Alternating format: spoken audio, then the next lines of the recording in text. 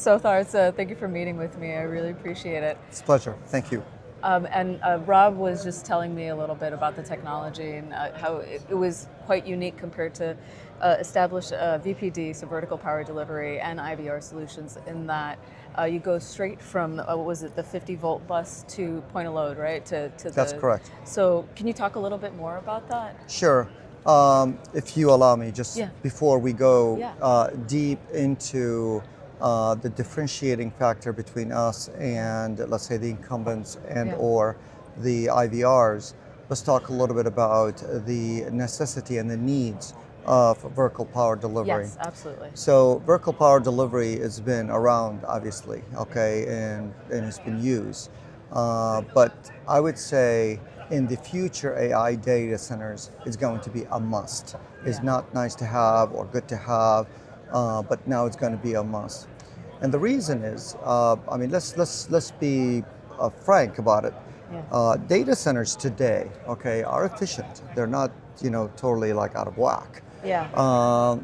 However, when you get to the AI data centers, okay, well, they're not as efficient as just a regular data center. And then when you get into higher power GPUs, okay, now it becomes a little bit less efficient. The problem in here is obviously the industry is pushing to get faster processors closer to each other so they can process faster. It's Moore's law. We all know that processor speed is going to increase, power requirements going to go up with it.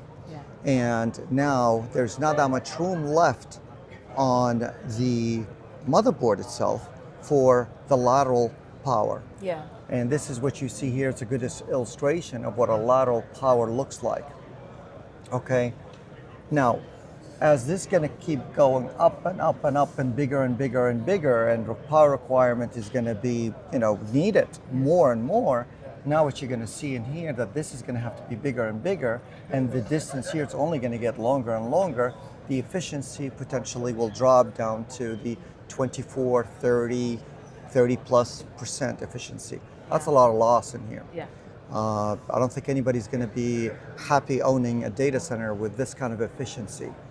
So therefore, now lateral architecture that we are currently using is no longer going to be the form factor or the architecture for future AI data center, power-hungry AI data centers. So what's the alternative? Vertical power. Why? You want to get as close as possible to the actual GPU, CPU. And by going underneath it, in this case, and going directly underneath the AI silicon, okay, then you're powering the AI silicon directly.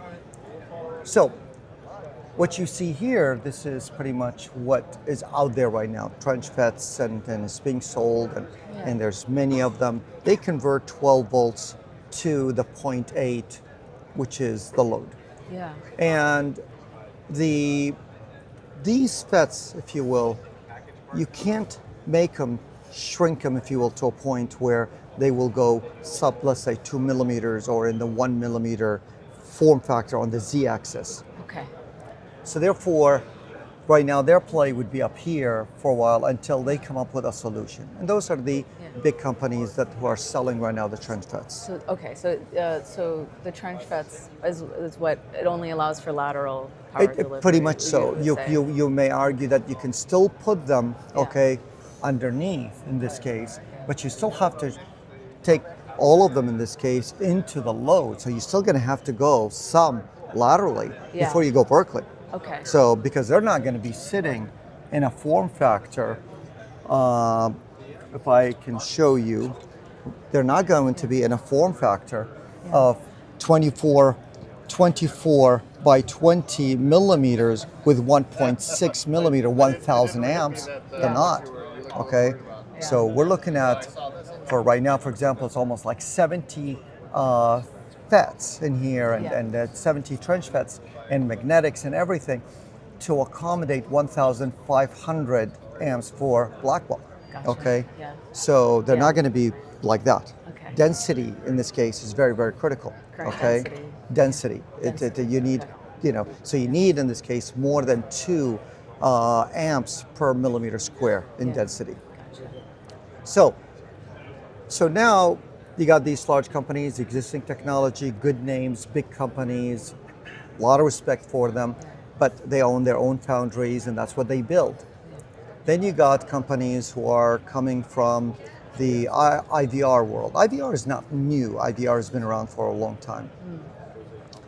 The folks are coming from the IVR world. Some of them, they've been selling, if you will, solutions in the cell phone business, okay? And they have very good, if you will, density, if you will, per millimeter square, but for something like 30 amps, 40 amps, if you will, not for 1,000, not for 500 amps, okay? Then when you start scaling up, we believe that the IVR in this case is going to be, they're going to have a hard time scaling up in this case, okay, to the maybe 6,000, 4,000 amps, or 10,000 amps if you want to put those together, okay? So that's, so this would, this is 6,000 right here, this is 4,000. Put these four together and then you'll have 10,000 amps. I see. So in IVR, again, the form factor is good. You know, they will be able to fit underneath here. But what they're doing, they're adding another step. They're adding a 1.8 volts before the 0.8 volt. Yeah. Okay? Yeah. So they're adding one more step into the equation. They're not removing steps. Yeah. So that's the IVR. Okay. Then Amber. Amber is going straight 50 to the load. Okay? So we bring 50 volts directly underneath the GPU, CPU. Yeah. Okay? Eliminating the 12 altogether. We don't need it. We don't need the 1.8 like the IVRs do. So with that said, it allows us to bring a full complete solution underneath the motherboard, underneath the chip, underneath the GPU, CPU, with very high efficiency and very high density. And we can scale our technology to 10,000 amps plus. Okay. And of course, we can also scale it downwards, if you will. Like this is only 500 amps right here. Yeah. And this is 250 amps right here. Yeah. You know. And this taped out earlier this year, right? We taped out in February. That's correct. Okay. And when we have two different families, we have a family in this case that we will be able to give you a 3 millimeter on the Z height, like the one you have in your hand. I see. Or there's a family that we will give you a 1.68 millimeters. Okay. And that's this. That's this one. That is correct. Okay, I see. Can we talk a little bit about the technology Sure. and what enabled this sort of very thin? Sure. So I won't be able to go in depth with you, obviously, because there's a lot of secrets in this, what we're doing. Yeah. Let me tell you where we come from, okay? We come from a blank piece of paper. Yeah. We're not married to our legacy technology. Okay. We're not married to an IVR mindset. We're not married to foundries that we own, okay? And it costs us billions of dollars to build. Yeah. We start with a blank piece of paper. And how do we start? Where do we do? What are we trying to solve? And you start with that blank piece of paper and you start being creative, if you will. You push the envelope. And eventually you wake up one day and you find yourself that you have something.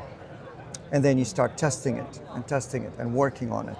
And then you find out that it's just a matter of time now and it's going to be truly a product. Yeah. And then you'll announce it, and then you start talking to your customers, your partners, and you learn from them their requirements, their needs, their pain, and now you start incorporating all of that into it.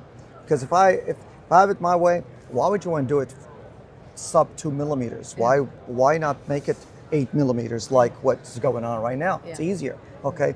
No, there's requirements you have to build it to. And we just started with our blank piece of paper and took all these requirements, if you will, from the variety of different customers and partners, and we put it together and built the solution that we have. Gotcha. Could you maybe speak a little bit more about the integrated magnetics? And there's an optimized FET structure as well. I know you can't speak too much. Yeah, all I can tell you is that we are integrated full solution. Yeah. Okay.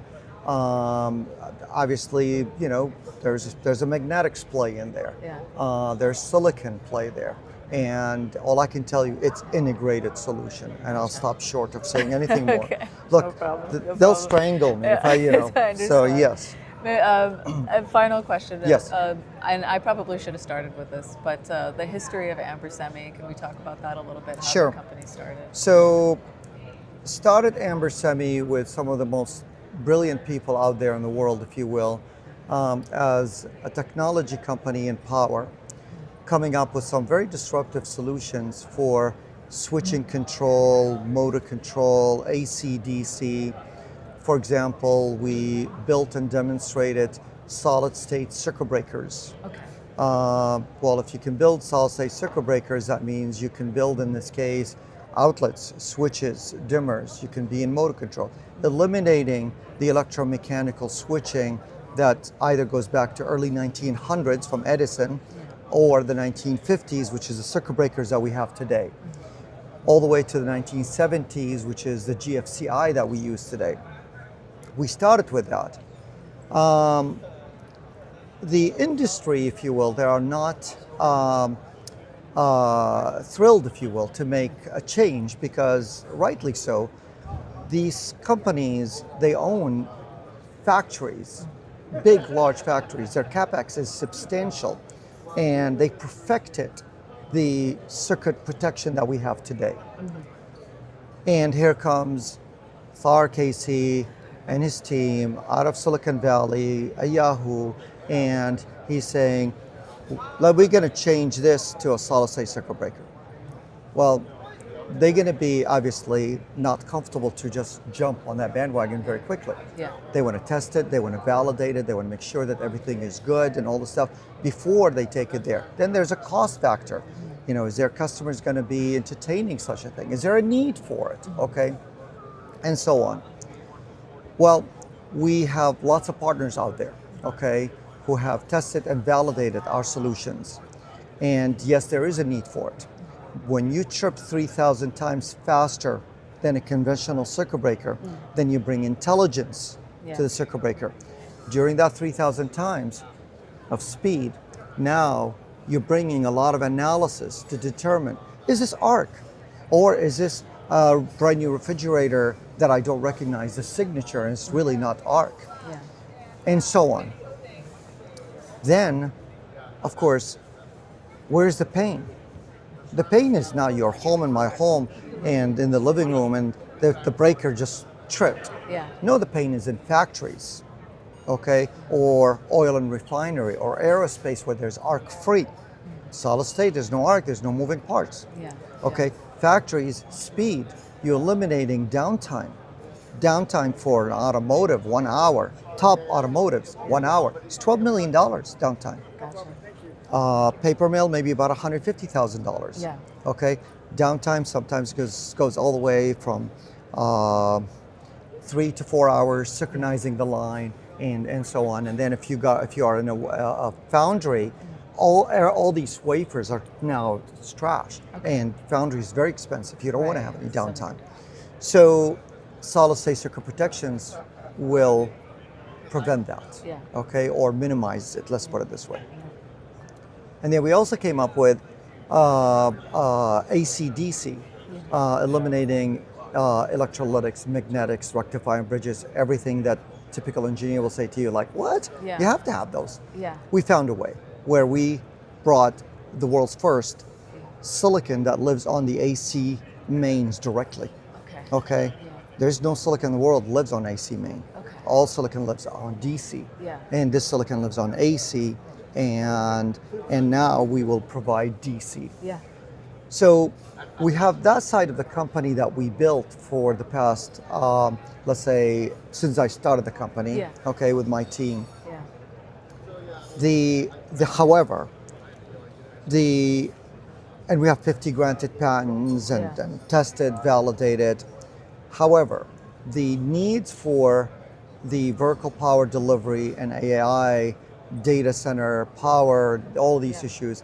To me, it's more important right now than the other stuff. Yeah. So therefore, we've decided consciously to pause for a period of time, focus on this and deliver on this, which is the AI data center.